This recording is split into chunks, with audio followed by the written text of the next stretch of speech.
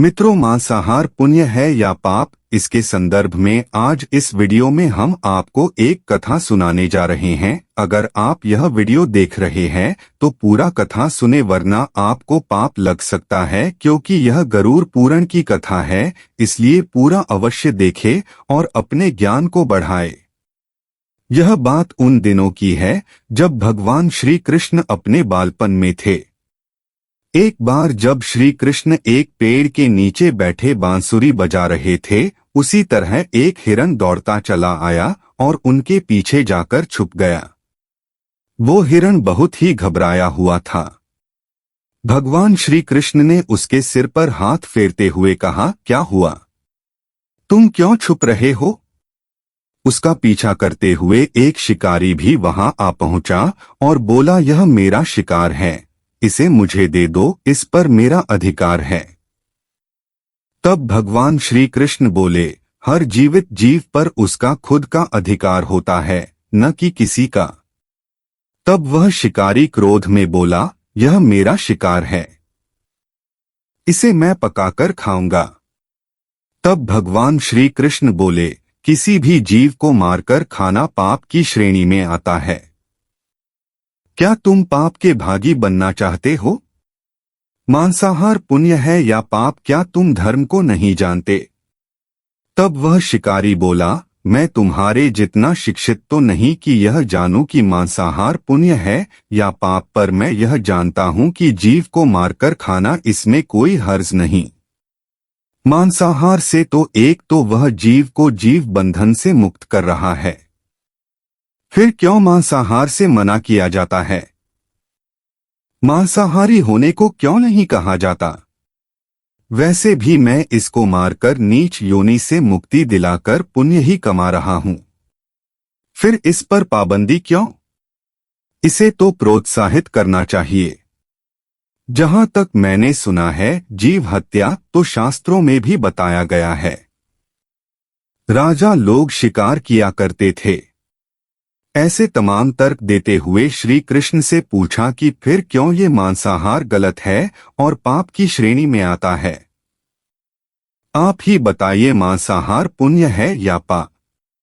भगवान श्री कृष्ण समझ गए कि इसकी बुद्धि मांस खाने के कारण तामसिक हो गई है और उसने सोचने और समझने की बुद्धि भी खो दी है।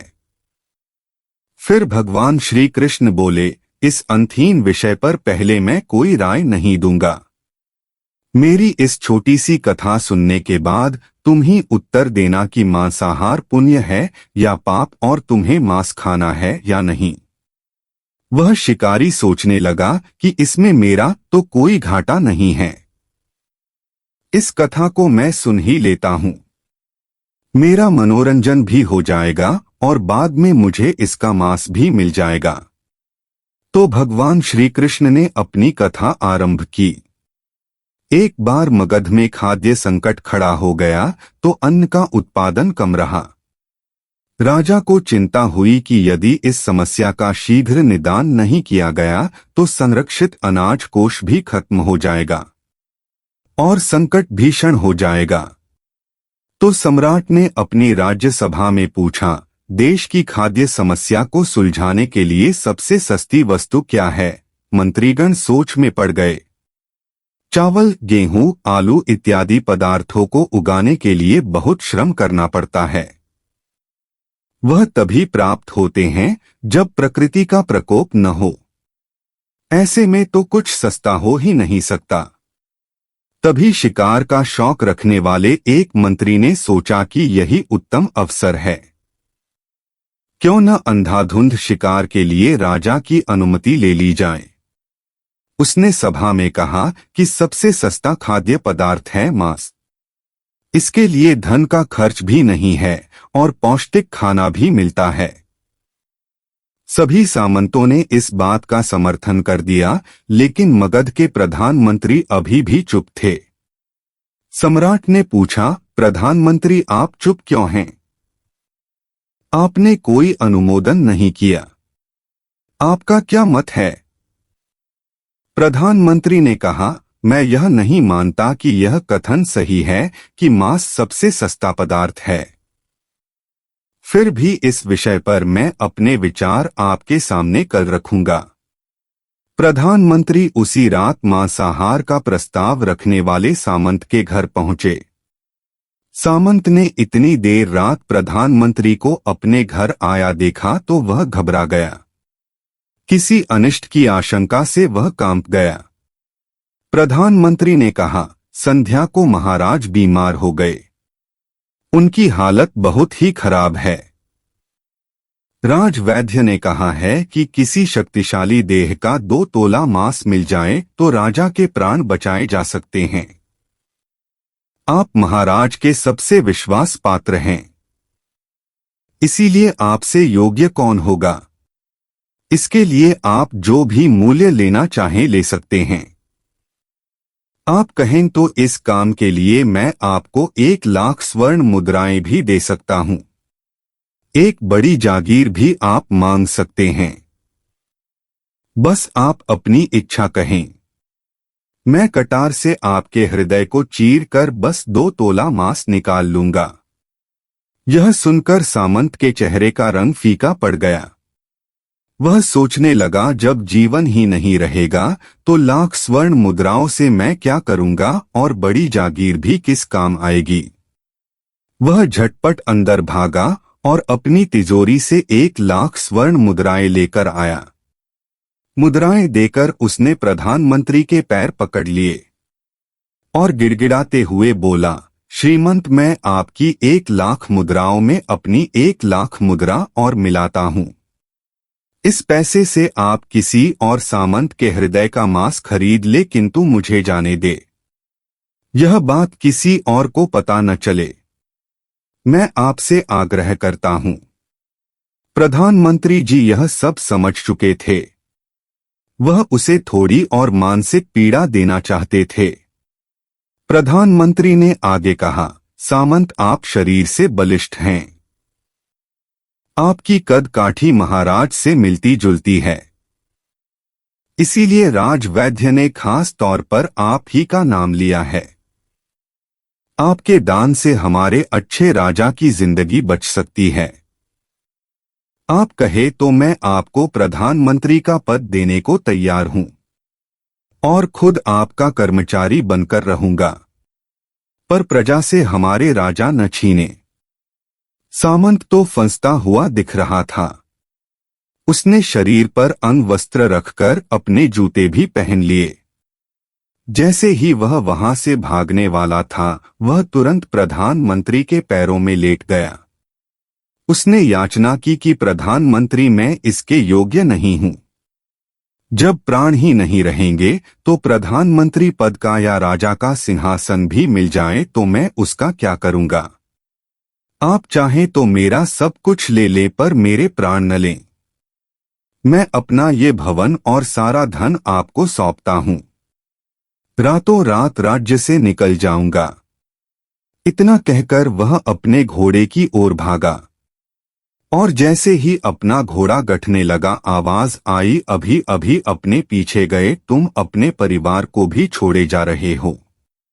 सामंत बोला, मेरे प्राण से प्रिय कुछ भी नहीं है। जब जीवन ही न रहेगा तो कुटुंब का क्या करूंगा। जीवन रहा तो ऐसे ही सुखी रह लूंगा। इतना कहकर घोड़े पर छलांग लगाकर बैठ भी गया। वह अभी चलने को ही था कि प्रधानमंत्री ने घोड़े की साख पकड़ ली। वह सामंत से बोला, भागने की जरूरत नहीं है। आप आराम से घर पर ही रहो। मैं किसी और का प्रयास करता हूं। यह कहकर प्रधानमंत्री वहां से चले गए। प्रधानमंत्री के वहां से जाने पर सामंत के अंदर कुछ जान तो आई, परंतु बेचैनी बनी रही। उसकी नींद खराब हो चुकी थी। मुद्राएं लेकर प्रधानमंत्री बारी बारी से सभी सामंतों के घर पहुंचे और सभी से राजा के लिए हृदय का 2 तोला मांस मांगा, परंतु कोई भी राजी न हुआ। सबने अपने बचाव के लिए प्रधानमंत्री को लाख और 5 लाख मुद्राएं तक दे दी। इस प्रकार प्रधानमंत्री ने एक ही रात में करोड़ों स्वर्ण मुद्राएं जमा कर ली। फिर सुबह होने से पहले ही अपने महल में पहुंच गया। अगले ही दिन राजसभा में सभी सामंत समय से पहले ही पहुंच गए। सभी यह जानना चाहते थे कि राजा स्वस्थ है कि नहीं, लेकिन कोई भी किसी से भेद नहीं खोलता था। सबको राजवैद्य की तलाश थी। उनसे ही उन्हें कुछ सूचना मिल सकती थी।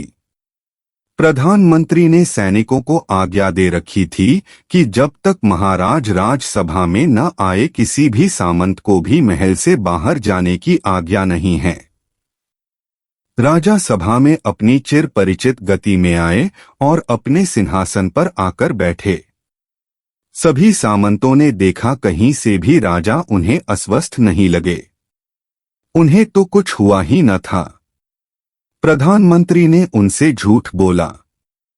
हर सामंत के मन में यही विचार चल रहा था, पर कोई भी किसी और को कुछ भी न बोल रहा था। तभी प्रधानमंत्री ने राजा के समक्ष 1 करोड़ स्वर्ण मुद्राएं रख दी। राजा ने पूछा, ये स्वर्ण मुद्राएं किसके लिए है और कहां से आई? प्रधानमंत्री ने कहा, 2 तोले मांस के लिए इतनी धनराशि जुटाई है, पर मांस न मिला। अपनी जान बचाने के लिए सामंतों ने यह मुद्राएं दी हैं। अब आप यह विचार कीजिए, मांस कितना सस्ता है। राजा को बात समझ में आ गई। उन्होंने प्रजा को अतिरिक्त परिश्रम करने का निवेदन किया और राजा के अनाज भंडार में से अनाज निकालकर श्रमिकों को दिया गया। उन्होंने पौष्टिक सब्जियों की खेती का तुरंत आदेश दिया। वह 1 करोड़ स्वर्ण मुद्राएं इसी कार्य के लिए और श्रमिकों के कल्याण के लिए खर्च की गई। ऐसे साग सब्जी तेजी से उगी जिससे प्रजा का कल्याण भी हुआ और पौष्टिकता भी मिली। कुछ समय बाद मौसम अनुकूल हुआ और खेती लहलहाने लगी। इस प्रकार राज्य से खाद्य संकट दूर हुआ। तो मित्रों, जीवन का यह मूल्य भगवान श्री कृष्ण हमें इस कथा के जरिए समझाना चाहते हैं कि हम यह न भूलें कि जिस तरह हमें अपनी जान प्यारी है, उसी तरह सभी जीवों को अपनी जान प्रिय होती है। अपने दिल से जानिए पराये दिल का हाल। यदि संसार के संबंधों से मुक्त करने का तर्क सही है, यदि जीव हत्या जीव को संसार बंधन से मुक्त करने का तरीका है, तो अत्याचारी द्वारा किया गया नरसंहार भी मान्य है। वह भी ये तर्क दे सकते हैं कि वह लोग जीवन के कष्ट से आप लोगों को मुक्त कर रहे हैं। अगर उसके लिए वह जीवन बोझ होता तो कभी भी अपनी जान बचाने के लिए संघर्ष नहीं करता, आपसे भागता नहीं। जो आपके सामने असहाय हो जाता है, उसे प्राण गंवाने पड़ते हैं। जिन जीवों को मारकर आप खा रहे हैं, उन्हें तो प्राण बचाने का अवसर भी नहीं मिलता। बर्बरता सिर्फ वही नहीं है जहां सिर्फ मानव का रक्त बहता है। बर्बरता उसे भी कही जाती है जहां स्वार्थ के लिए किसी जीव की हत्या कर दी जाए। हम अंत समय में जिंदगी भर के पापों के लिए जिंदगी भर सुकर्म करने की कोशिश करते हैं, परंतु हम यह भूल जाते हैं कि जब वह जीव हमारे लिए काटा गया और हमारे लिए तड़पा, उसका श्राप हमें इस जीवन में ही नहीं बल्कि अगले जीवन तक नहीं छोड़ता। परमात्मा से यह ज्ञान पाकर शिकारी परिपूर्ण हो गया और उसे ज्ञान की प्राप्ति हो गई और वह जान गया कि महानता जीवन लेने में नहीं बल्कि जीवन देने में है। शिकारी भगवान के आगे हाथ जोड़कर वहां से चला गया और उसने कसम खा ली कि वह अपने संपूर्ण जीवन में किसी को भी कभी चोट नहीं पहुंचाएगा। तो दोस्तों, कैसी लगी आपको हमारी यह वीडियो? अपना सुझाव हमें कमेंट में अवश्य लिखें और अभी तक चैनल को सब्सक्राइब नहीं किए हैं तो सब्सक्राइब